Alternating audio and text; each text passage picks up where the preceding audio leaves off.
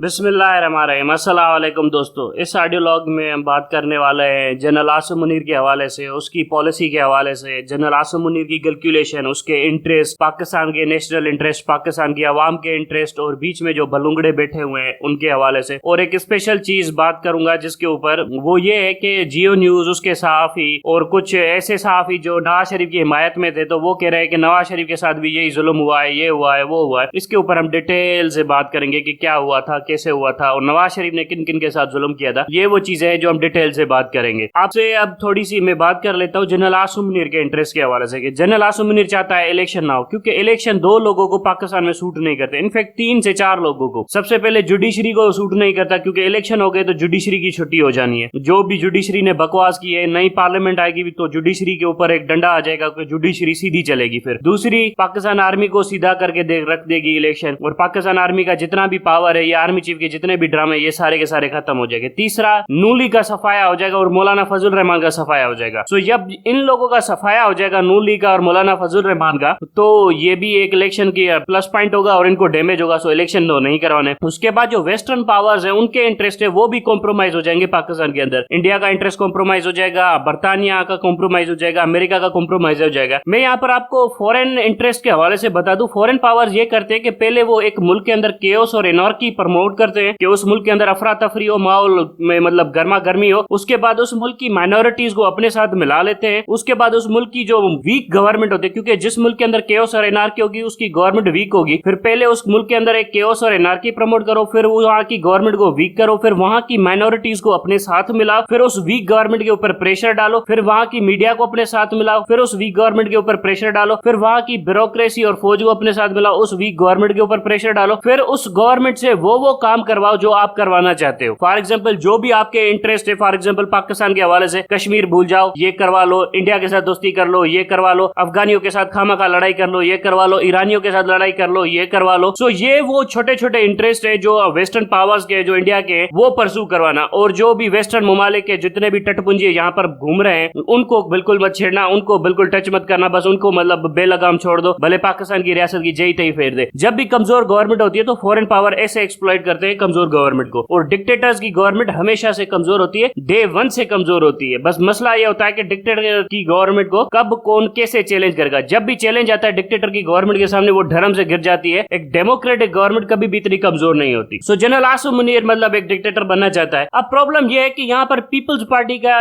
एक इंटरेस्ट है कि पीपल्स पार्टी इलेक्शन चाहती है ताकि सिंध के अंदर और पंजाब के अंदर और दूसरे जगहों के ऊपर सबसे ज्यादा सीटें ले सके और एक अच्छी मेजोरिटी में आए, ताकि वफाकी गवर्नमेंट को ब्लैकमेल कर सके। अगर एक हंग पार्लियामेंट आती है तो पीपल्स पार्टी अपना शेयर बढ़ाना चाहती है। मतलब वो समझते हैं कि सिंध तो उनको मिल जाएगा, बलूचिस्तान भी वो समाव ले लेंगे, और उसके बाद केपीके के अंदर भी थोड़ी बड़ी मेजोरिटी ले लेंगे, और उसके बाद साउथ पंजाब से लेकर पंजाब के अंदर और फेडरेशन पार्लियामेंट के अंदर भी ज्यादा बड़ी मेजोरिटी ले लेंगे। उसके बाद ये होगा कि इनका शेयर बढ़ जाएगा और फिर इनकी डिमांडें भी बढ़ जाएंगी, और वीक गवर्नमेंट होगी, उसके ऊपर प्रेशर डालना भी बड़ा आसान होगा। सो पीपल्स पार्टी चाहती है कि इलेक्शन हो ताकि उनकी बार्गेनिंग पोजीशन बढ़ जाए। अब ये सबको पता है कि पीपल्स पार्टी इलेक्शन के फेवर में है, लेकिन ये भी सबको पता है कि पीपल्स पार्टी का एक बहुत बड़ा ऐसा है वो जो चाहता है कि इलेक्शन ना हो, ताकि मतलब इलेक्शन थोड़ा सा डिले हो जाए और समहाउ पीपल्स पार्टी मैनेज करके चलाती रहे। गवर्नर पीपल्स पार्टी का आ जाइए वो वगैरह सिंध के अंदर। अब पीपल्स पार्टी के साथ इनको एडजस्टमेंट करनी है एस्टेब्लिशमेंट को। अब किस हद तक एस्टेब्लिशमेंट कॉम्प्रोमाइज करती है, किस हद तक पीपल्स पार्टी कॉम्प्रोमाइज करती है, ये देखने वाली चीज है। इसी तरह से जनरल आसिम मुनीर को फॉरेन पावर्स को भी अकोमोडेट करना है। फॉरेन पावर्स अमेरिका के कुछ इंटरेस्ट है वो परसू करने हैं। फॉर एग्जाम्पल कश्मीर भूल जाओ, फॉर एग्जाम्पल जो कश्मीर का जितना भी इंटरेस्ट है वगैरह, ये सारा का सारा भूल जाना। अब आर्मी चीफ वैसे आ रहा है कि जो कश्मीर सारा का सारा भूल चुके हैं, लेकिन ये जो भी फौजियों की नस्ल है, बाजवा, कियानी, ये आपका आसिम मुनीर, ये वो वायात जनरेशन है फौजियों की जो जनरल मुशर्रफ के कू के बाद रिजाइन नहीं दिया था। फॉर एग्जाम्पल कई ऐसे ईमानदार जनरल थे, मुस्लिम जनरल थे। जब 9/11 हुआ था तो फौज के अंदर जनरल मुशर्रफ ने एक पर्ज लॉन्च किया हुआ था, जिसमें मुसलमान जनरल जितने भी थे पाकिस्तान आर्मी के अंदर, मुस्लिम जनरल जिनकी मतलब आइडेंटिटी इस्लाम से थी, उन सब ने मतलब है ना रिजाइन देने की कोशिश की थी, और जनरल मुशर्रफ को वार्न किया था कि हम आपके साथ इस जंग में कमिटेड नहीं रहेंगे, हम छोड़ देंगे। सो जनरल मुशर्रफ ने उनको डांटा धमकाया और उनको साइड कर दिया, और उसके बाद जनरल मुशर्रफ ने ऐसे जनरल्स को प्रमोट किया जिनको लिबरल माइंडेड, जिसको वो कहता था इनलाइटेड मॉडरेशन वगैरह। जब उन जनरलों को प्रमोट किया तो इनलाइटेड मॉडरेशन जनरल वो थे जो उनकी पतलूने उतरी हुई थी, जो शराब पीते थे, जो जानी थे, जो रेपिस्ट थे, जो माँ बहनों का रेप करते थे, वो थे जो पैसे के पुजारी थे, जिनको मतलब पाकिस्तान से, पाकिस्तान की आइडियोलॉजी से कोई हमदर्दी नहीं थी। वो सारे के सारे जनरल जब प्रमोट हुए तो फिर आपके सामने वो सारे के सारे जनरल आ रहे हैं और आप देखेंगे कि सबसे ज्यादा जो करप्शन हुई है वो आप देखेंगे तकरीबन 2008 के बाद ज्यादा होना शुरू हुई है, जब जनरल क्यानी आया, उसका टोला आया, फिर इस तरह के जनरलों ने तकरीबन 10-15 साल में सबसे ज्यादा फौज की तारीख में करप्शन हुई है। अगर फौज ने पाकिस्तान के ऊपर 70 साल से हुकूमत की है तो मुशर्रफ के बाद जो 15 साल गुजरे उसमें सबसे ज्यादा मतलब 80% से ज्यादा करप्शन तभी हुई है, क्योंकि मुशर्रफ खुद को बचाने के लिए फौज को प्रमोट कर रहा था, तो अल्टीमेटली यही हुआ। और ये डिक्टेटर जैसे ही करते हैं। अब somehow army chief general Asim Munir को इलेक्शन तो अक्टूबर के अंदर कराने पड़ेंगे, क्योंकि बहुत ज्यादा इंटरेस्ट है। अगर ये इलेक्शन नहीं करवाता तो सब पार्टियां कुछ ना कुछ मांग रही हैं, फिर कुछ ना कुछ देने के चक्कर में लेने पड़ जाएंगे आर्मी चीफ को। सो बेहतर होता है कि इलेक्शन करवा के सबको छोटा छोटा ऐसा दे दिया जाए। सो समहाउ इलेक्शन तो करवाने पड़ेंगे। फॉरेन पावर्स भी कहेंगे, डोमेस्टिक पार्टियां भी कहेंगी, कहीं आइन भी कहता है, पीटीआई भी कह रही है। सो इलेक्शन तो इसको अक्टूबर में कराने पड़ेंगे। ये जितना भी इसका ख्वाब है नून लीग का और आसिम मुनीर का, वो तो नहीं होगा पूरा। सो इलेक्शन तो होंगे। अब इलेक्शन जीतने के बाद इमरान खान तो दोबारा आएगा, लेकिन मसला यह है कि इमरान खान की पार्टी में से बचा कौन है? पार्टी दूसरी तरह से तो ऑर्गेनाइज है, मतलब इलेक्शन लड़ सकती है, अपने बंदे ला सकती है पार्लियामेंट के अंदर, मगर मसला यह है कि जो बंदे हैं इमरान खान ने लगाए हुए, चौधरी परवेज इलाही और शाह महमूद कुरैशी, अब इन हरामजादों से तो बचे ना। अब ये बंदे जो प्लानिंग कर रहे हैं, जो काम करने के बारे में एक्चुअली में सोच रहे हैं, वो तो हम सबको पता है कि वो क्या सोच रहे हैं, और ये किसी काम के भी नहीं है। अब इन बंदों को आप प्लानिंग स्टेज में ही निकाल देते हो। जब भी आप किसी भी ऑपरेशन की या प्लानिंग वगैरह करते हो, फॉर एग्जांपल मेजर इवेंट की, तो आप potential conflicts, potential threats, potential problems की लिस्ट बनाते हो कि जो आने वाले दिनों में हम फेस कर सकते हैं। हर बिजनेस प्लानिंग में भी यही होती है, वार प्लानिंग में भी यही होती है, पॉलिटिकल प्लानिंग में भी यही होती है, कंस्ट्रक्शन प्लानिंग, जिस तरह की भी प्लानिंग कर लो आप, उसमें यही होता है कि आप पोटेंशियल प्रॉब्लम्स की लिस्ट बनाते हो। अब पोटेंशियल प्रॉब्लम्स की जितनी भी लिस्ट आप बनाते हो उसमें शाह महमूद कुरैशी, चौधरी परवेज इलाही सबसे नंबर 1 पे। आज अगर आपके साथ इतना बुरा हो रहा है तो इसी टाइम पर इनसे निजात हासिल करो, जान छुड़ाओ। ये जो होती है ना इमरान खान की स्ट्रेटेजी, ये मुझे समझ में नहीं आती। एक वीक फुटिंग पे ऊपर खेलना। बहरहाल ये सब कुछ तो हो गया ऑन वन साइड। अब आते हैं कि इस स्टेट को कैसे सेटल करना है। जब इलेक्शन हो जाएगी, इमरान खान आ जाएगा, तो क्या करना है, क्या नहीं करना है, ये वो चीज है जो हमने थारोली सोचनी है, समझनी है। अब यहाँ पर एक और थोड़ी सी पॉइंट डाइग्रेस करके बता दूं कि ये जो हम लोग कहते हैं ना सिर्फ आसिम मुनीर ने ये किया है, आसिम मुनीर ने नहीं किया। आसिम मुनीर अकेला ये शख्स कर ही नहीं सकता। उसने फौज की मदद से किया है, फौज के सीनियर ऑफिसर्स ने आसिम मुनीर का साथ दिया है, आईएसआई ने आसिम मुनीर का साथ दिया है। इंस्टीट्यूशन वाइज चलते हैं। आसिम मुनीर के GHQ, ISI headquarter, Pakistan judiciary, Pakistan police, आप पाकिस्तान के ब्यूरोक्रेसी ले ले, इन सब ने आसिम मुनीर को पावर दिया है। उसके बाद पाकिस्तान की तमाम दूसरी जमातें जो इस वक्त इमरान खान के साथ नहीं खड़ी हुई और आसिम मुनीर ने जमहूरियत के ऊपर हमला कर दिया, सो ये जमातें भी सारी की सारी शामिल है आसिम मुनीर के साथ इस पूरे के पूरे डेमोक्रेटिक क्रैकडाउन के ऊपर, अनडेमोक्रेटिक क्रैकडाउन के ऊपर। इसी तरह से मीडिया का वो टोला जो खामोशी से आसिम मुनीर को सपोर्ट कर रहा है और ये कह रहा है कि इमरान खान ने माजी में ये किया था, इमरान खान ने वो किया था, इमरान खान ने ये किया था, जो तमाशा लगा रहा है एक्चुअली में। मैं फॉर एग्जांपल एक मुनीर फारूक है, इस हरामजादे को तो मैं वैसे भी कुछ समझता नहीं था, इस भैंचो तुमको मुनाफिक समझता था। ये कादियानी है, ये सारे कादियानी है, मैं बताता हूँ आपको। सो मुनीर फारूक है, जब ये कह रहा था कि बीबीसी ने इसको इंटरव्यू के लिए बुलाया तो उसने कहा था कि इमरान खान का जो लीगल डिफेंस था ना वो वीक था। ये एक्चुअली में ना चूतिया है, ये समझता है कि इसने कोई बड़ी अच्छी आर्गुमेंट दी है, ये फैक्ट्स को ट्विस्ट कर देगा, ये मतलब है ना एक नया नैरेटिव बिल्ड कर देगा, ये एक नया परसेप्शन लाकर लोगों के सामने रख देगा। ये कुछ भी नहीं करा। एक्चुअली में डेस्परेशन में खुद को नंगा कर रहा है, अपना कैरेक्टर दिखा रहा है, खुद को दिखा रहा है कि मैं कितना वाहियात आदमी था, तुम लोग मुझे क्यों नहीं समझ सके, मैं इतना भड़वा था, तुम लोग मुझे क्यों नहीं समझ सके। सो ये अपने कपड़े उतारा है। बीबीसी ने भी जब मुनीर फारूक को उठाया तो ये भी बता रहा है कि बीबीसी भी कितना वाहियात है। मैं आपको बता दूं सबसे ज्यादा वाहियात मुल्क अगर इस दुनिया में है ना तो वो बर्तानिया है। इस छोटे से मुल्क ने पूरी दुनिया के नाक के अंदर दम करके रखा हुआ। कभी अर्जेंटाइन से लड़ा बैठा है, कभी अफ्रीका में अंदर घुसा बैठा है, कभी लिबिया के ऊपर हमला कर देता है, कभी इराक के ऊपर हमला कर देता है, कभी रूस के साथ लड़ाई करने शुरू हो जाता है, कभी यूरोप के मुल्कों को आपस में लड़ा लेता है, कभी साउथ अमेरिका में झगड़े करा देता है, कभी यहाँ पर आसियान कंट्रीज के अंदर झगड़े करवा देता है, कभी ये चाइना के अंदर हांगकांग के ऊपर कब्जा करने की कोशिश करता है, इंडोनेशिया के अंदर। इससे बड़ा वाहियात मुल्क मैंने कभी नहीं देखा। और कभी ईरान को हुकूमत को तख्ता उलटने की धमकियां देता है, इससे बड़ा वाहियात मुल्क मैंने नहीं देखा। इसके तमाम प्राइम मिनिस्टर कंजर है, वाहियात मुल्क है। उसके बाद मैं आपको बताता हूँ, रशिया ने तो उसको सीधा कहा है, उसने कहा है कि अगर जिस दिन हम गए ना तो हम सबसे पहले इंग्लैंड को फ्लेट करके जाएंगे। और रशिया की तो मतलब क्लियर स्ट्रेटेजी थे, हम इंग्लैंड को फ्लेट करके जाएंगे, क्योंकि रशिया को पता है ना रशिया के साथ इनकी लड़ाई 300 सालों से चलती हुई आ रही है। और अब आप देखेंगे ना कि इंग्लैंड की पॉलिसी और अमेरिका की पॉलिसी वही है साउथ एशिया के हवाले से जो इंडिया चाहता है। इंडिया जिस तरह की साउथ एशिया के अंदर फॉरेन पॉलिसी चाहता है, इंग्लैंड की, यूरोप की और अमेरिका की, वही फॉरेन पॉलिसी ये चाहते हैं। मतलब जो इंडिया की फॉरेन पॉलिसी होगी वही अमेरिका की फॉरेन पॉलिसी होगी, वही यूरोप की फॉरेन पॉलिसी होगी, वही बर्तानिया की पॉलिसी होगी साउथ एशिया के हवाले से। सो इंडिया ने टोटल कंट्रोल हासिल कर लिया है इनकी फॉरेन पॉलिसी का। सो इंडिया इंडिया अफगानिस्तान के अंदर भी जब बैठा हुआ था तो अफगानिस्तान के अंदर भी इंडिया बड़ा खर्चा शर्चा कर रहा था और इन मुल्कों वाले के साथ मिलकर बैठा हुआ था। अब आपको समझ में आ रहा है कि ये टोटल गेम क्या है। अब हमारे लिए सामने क्लियर ऑब्जेक्टिव्स ये हैं कि हम साउथ एशिया के अंदर इंडिया की हेजेमोनी को कबूल नहीं कर सकते, क्योंकि साउथ एशिया के अंदर अगर हमने इंडिया की हेजेमोनी को कबूल कर लिया तो हमारा जो बार्गेनिंग पावर है वो नहीं बचेगा। इस चीज के ऊपर जनरल आसिम मुनीर कुछ नहीं करने वाला, क्योंकि वो कॉम्प्रोमाइज है, ना उसकी कोई गवर्नमेंट में डोमेस्टिकली कोई इज्जत है, ना कोई फॉरेन पावर उसकी इज्जत करते हैं। वो फौज की एक ओहदे के ऊपर हुकूमत चलाना चाहता है जिसकी वजह से उसकी कोई इज्जत नहीं है। सो यहाँ पर हमारे जो फॉरेन पॉलिसी के ऑब्जेक्टिव्स है, जैसे कश्मीर लेना, जैसे अफगानिस्तान के साथ अच्छे ताल्लुकात होना, जैसे सेंट्रल एशियन ममालिक के साथ और ज्यादा डीपली लिंक्स होना, जैसे ईरान के साथ अच्छे ताल्लुकात होना, अरब ममालिक इस्लामिक वर्ल्ड के साथ अच्छे ताल्लुकात होना, ये सारे के सारे डैमेज हो रहे हैं। और ना ही जनरल आसिम मुनीर में इतनी ग्रिट है, ब्रेवरी है, या इतना ही कोई मतलब इनिशिएटिव है कि वो ये ले सके। The moment general Asim Munir ने अफगानिस्तान के साथ पीस डील स्ट्राइक की और इंडिया के कश्मीर के ऊपर बात करेगा, जब जनरल आसिम मुनीर की छुट्टी हो जाएगी, आसिम मुनीर को उसकी औकात याद दिला देंगे फॉरेन पावर्स, और फिर आसिम मुनीर के खिलाफ मीडिया के ऊपर, इसी बीबीसी के ऊपर बड़े चीजें चलेंगी कि आसिम मुनीर ये है वो है, कितना जनरल है, ब्लैकमेल करने के लिए। सो ये आपको समझ में आना चाहिए कि फॉरेन मीडिया और पाकिस्तानी मीडिया दोनों ब्लैकमेल करते हैं। मतलब फॉर एग्जांपल ये मीडिया का टोला पहुंच जाएगा प्राइम मिनिस्टर के पास, इमरान खान अगर प्राइम मिनिस्टर बना, उसके बाद डिमांडें रखेगा, इमरान खान नहीं मानेगा, फिर उसके बाद उसके मीडिया के ऊपर इमरान खान के खिलाफ पैकेज के ऊपर पैकेज चलाया जाएगा, ये किया जाएगा। ये एक्सपोजिशन का तरीका, मतलब ये नंगे वंगे खुद को करते रहते हैं। सो अब ये पूरी की पूरी रिडल है, चैलेंज है, और इसमें सबसे बड़ी वायत लोग वो हैं हामिद मीर जैसे, नसीम ज़हरा जैसे, आयशा सिद्दीका जैसे, आयशा जलाल जैसे, ये सारे कादियानी। इन सारे कादियानियों की जो सबसे बड़ी घटिया हरकत ये है कि ये जाकर मीडिया के ऊपर कंट्रोल करके बैठे होते हैं। हम हिटलर को है ना गालियां देते हैं कि हिटलर ने यहूदियों को मारा, लेकिन कोई मतलब है ना वहां की तारीख पढ़े, यूरोप की 19th सेंचुरी और 18th सेंचुरी की तारीख पढ़े और 20th सेंचुरी की तारीख पढ़े। नेपोलियन के खिलाफ सबसे ज्यादा फाइनेंशियल कंट्रीब्यूशन इंग्लैंड को दी नेथन रॉथस्चाइल्ड ने। वो कौन था? यहूदी था, फ्रैंकफर्ट जर्मनी का। ठीक है,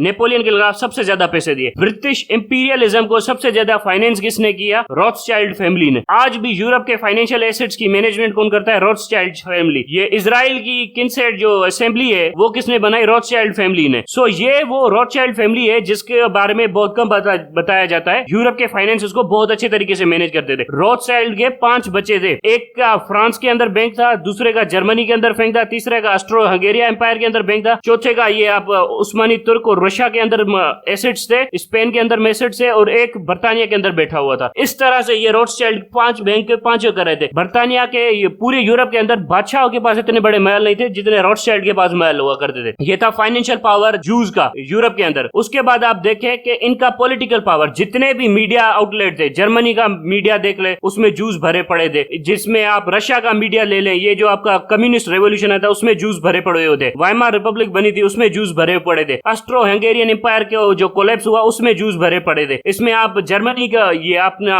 ये जो है उस्मानी तुर्क, इसके अंदर भी जो मीडिया था जो थिस्सलोनिका से कंट्रोल किया जाता था, जहां पर आपका मुस्तफा कमाल अतातुर्क पैदा हुआ था, वहां पर तकरीबन 10,000 से ज्यादा न्यूज़पेपर प्रिंट होते थे, पब्लिश होते थे थिस्सलोनिका के अंदर, जहां पर आपका मुस्तफा कमाल अतातुर्क पैदा हुआ था, वो सारा जूस का एरिया था। सो आप देखें कि मीडिया के ऊपर और फाइनेंसेस का कंट्रोल इस्तेमाल करते हुए इन्होंने आइडियाज प्रोपेगेट किया, और जब आइडियाज प्रोपेगेट किए तो यूरोप का पॉलिटिकल स्ट्रक्चर चेंज करने की कोशिश की, not by military means but by means of the knowledge, और उस पॉलिटिकल स्ट्रक्चर को जूस के लिए फेवरेबल बनाने की कोशिश की, और यूरोप के अंदर बहुत ज्यादा जंगें होना शुरू हुई। हिटलर इस पूरी तमाशे को क्लोजली ऑब्जर्व कर रहा था कि यूरोप के अंदर जूस ने कैसी बदमाशी की हुई है, और ये हिटलर अकेला नहीं था, इसके साथ और भी बहुत ज्यादा लोग थे, दूसरे फ्रांस के लोग, स्पेन के लोग, इटली के लोग, ये सब देख रहे थे यार ये जूस तो बड़े वायात लोग हैं, ये काम कर रहे हैं वो कर रहे हैं। सो अल्टीमेटली हिटलर वो बंदा था जिसने कहा कि इन जूस की फेंटी लगानी है। पहले दिन जूस की फेंटी लगाने का इरादा नहीं था, पहले हिटलर का इरादा ये था 1942 तक कि इनको हम मदगास्कर के मतलब अफ्रीका के नीचे एक इलाका है वहां पर जाकर शिफ्ट कर देंगे बर्तानिया की मदद से, ताकि ये मदगास्कर चले जाए और यहाँ से यूरोप से इनकी आबादी कम हो जाए। बर्तानिया और अमेरिका ने कहा कि हम इनको मदगास्कर नहीं भेजेंगे, यहाँ नहीं भेजेंगे, और